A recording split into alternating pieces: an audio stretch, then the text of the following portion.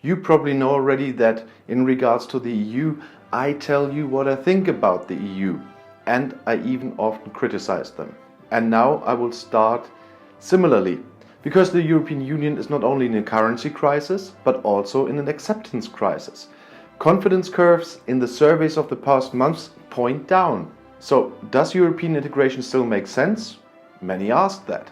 But first, just to recap, because not everybody knows that. The member states of the European Union now are Belgium, Bulgaria, Denmark, Germany, Estonia, Finland, France, Greece, Ireland, Italy, Croatia, Latvia, Lithuania, Luxembourg, Malta, the Netherlands, Austria, Poland, Portugal, Romania, Sweden, Slovakia, Slovenia, Spain, the Czech Republic, Hungary and Cyprus. Until the 31st of January, the list was longer because Great Britain or the United Kingdom was a member too. But that time is over. But let's continue. While the EU Commission bravely advertises the new budgetary surveillance, people hear the news of summits and euro bailouts where there are regular disputes about the way out of the crisis, and of impending or upcoming financial and social burdens that are somehow related to Europe. The question, do we need the European Union still? You can ask, but you also can clearly answer with yes. And today I have 10 reasons for you right here. Number 1, the EU secures peace in Europe. This statement is considered by many EU critics as a banality, because we already have peace in the center of the continent. Fortunately, that is true, and it is the result of European integration policy. Would this stay that way forever if the integration disintegrates? That is by no means guaranteed. Can you remove the foundation of a house that's stable for 60 years? Second, the EU supports peace in the world. Our globe is plagued with war and violence, hunger and disease. The EU cannot prevent all of this. With their commitment to development cooperation and disaster relief, the EU does, however, contribute to tackle these problems. The EU and its member states are the main donors in the development aid. They pay the biggest share of the United Nations budget and are involved in appropriate mandate peace operations. The partnership with the states of Africa, Latin America and Asia have built sustainable economic structures there, curb corruption and support good governance. Third, the EU guarantees the freedom of Europe. The European treaties and the EU Human Rights Charter make clear guidelines that it stays that way. Now you could, on populist movements in one way or the other, refer to another EU member state that just showed doubts about the democratic spirit. The European corset bars, however, prevent democracy from collapsing in a member country. Some international organizations, like the Council of Europe, NATO or the OSCE, have an advisory parliamentary assembly. But only the European Union has about a fully operational and acting parliament, that of the citizens, and citizens directly chose them, so the decisions are legitimized by the people. Fourth, the EU guarantees personal freedoms in Europe. A weekend in Warsaw, work in Amsterdam, vacation in France and study in Estonia. The EU makes it possible. With that, however, more than uncontrolled travel is meant. It's about general freedom of movement, about harmonized degrees, transferability of pension rights, the European health insurance and more. What makes modern mobility possible? And fifth, the EU shapes the future Europe in the world. Globalization is unstoppable and has a massive impact on Europe too. New economic powers like the BRICS countries, that's Brazil, Russia, India, China and South Africa, have a say in the world order. That you can't deny them. If Europe, with its position in the global political process, still wants to be heard, this will be in the future only possible by the European choir, not with a national individual voice. The G20 are increasingly becoming a central control format for globalization, and by the way, that is the 19 most important industrialized countries, plus the EU. And 6, the EU is the biggest market of the world.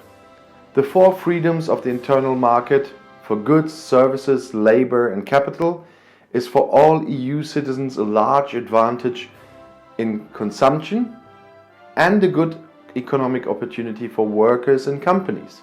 Of course, that also means to be constantly exposed to tough competition. And 7, the EU shapes the future in Europe. There is no other institution that has that much power and has so much impact on the European continent. The merger of 27 countries, the European Economic Area, the European Neighbourhood Policy to the east and south, the strategic partnership with Russia, all of this can only be done by a strong EU. 8th, the EU protects the environment.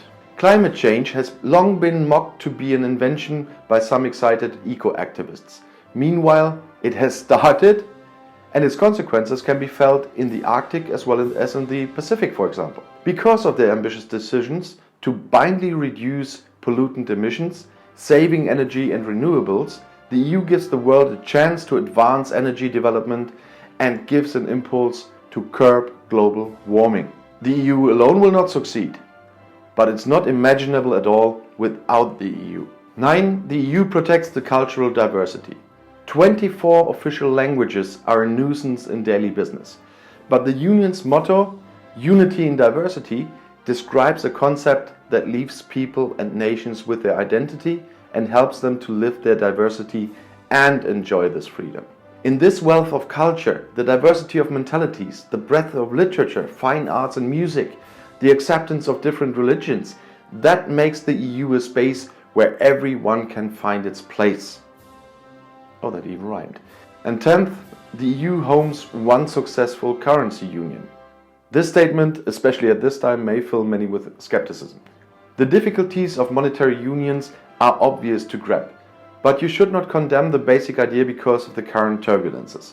It's not only about saving the exchange fees at the border, for example. There were failures in implementing monetary union, from which mistakes Europeans now suffer, especially because some countries in the Eurozone are not following the self-made rules. And I am quite honest about this. Germany was one of the first, and that government made a grave mistake that still haunts us today. But like any therapy, the current one is more painful than prevention would have been. But the effort is worth it. With internal market and monetary union, with free movement and shared values in the EU, it creates a unique social space for the European citizens. And the currency union is part of this concept, which is why, despite the current developments, Latvia introduced the euro in early 2014. But I also do have a conclusion. The European Union is far from being paradise. I would never say it is. About every single one of the points I mentioned here, you can discuss critically and absolutely controversially, and there's room for improvement all over. We do need reform, I don't deny that. The EU is not perfect and it probably won't be either. But it is the best thing that has happened to Europe so far. We have to deal with improving it, but we should be careful to talk it down. What would the alternative look like? Well, you could object the Swiss or the Norwegians, it's fine too. That's right. But that also has to do with the European Union. You can be in a democratic Europe because there is no wind strong enough to bring down the big rock that is the EU. It is no coincidence that both countries are closely related with the EU through either the European Economic Area, as Norway is, or numerous bilateral treaties like Switzerland. If the EU disintegrates, we wouldn't all live like the Swiss or the Norwegians. Not even the Swiss and the Norwegians would still continue to live that way. And if you don't feel like doing it all over again, so starting in 1950 and bringing competing states laboriously under one head, you should not jeopardize the European Union. And if you now want to know more about European politics from a German point of view, I put my next video right here in the end screen. By the way, next to the button where you can subscribe to my channel. I hope to see you in my next video. Click and enjoy. Viel Spaß und bis bald.